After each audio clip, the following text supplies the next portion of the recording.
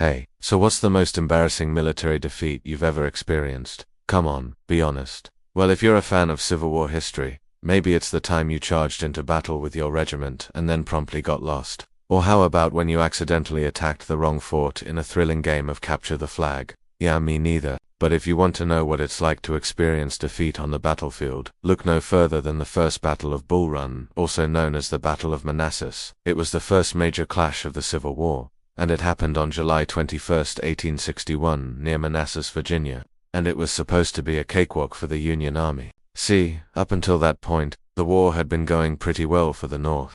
They'd won several small skirmishes, and they were confident that they'd be able to roll up their sleeves and whip those Confederates into shape pretty quickly. In fact, many people had come to believe that the war might even end before Christmas. But on July, when about 18,000 Union soldiers faced off against 18,000 Confederates, it became clear that this was going to be a much longer fight than anyone had anticipated. Early in the battle, things were looking good for the Union, but then disaster struck. A loud whistle blew in the distance, and suddenly thousands of Confederate reinforcements appeared on the battlefield. It was the first time in American history that a railroad had been used to move troops to a battlefield, and it turned the tide in favor of the South.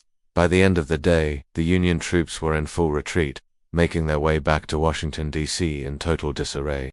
It was an embarrassing defeat, but it was also a wake-up call. The romantic notions of war that had been so popular in the North were quickly fading away. This was not going to be a short and glorious affair. It was going to be a long, brutal, and costly struggle. Both sides would need to raise and train hundreds of thousands of new soldiers. Both sides would suffer staggering casualties, and both sides would need to completely reevaluate their strategies. For the North, the sobering realization that the war would be long and hard to win led to calls for stronger leadership and better training for troops. As for the South, their victory at Bull Run proved that they were more than just a ragtag bunch of rebels.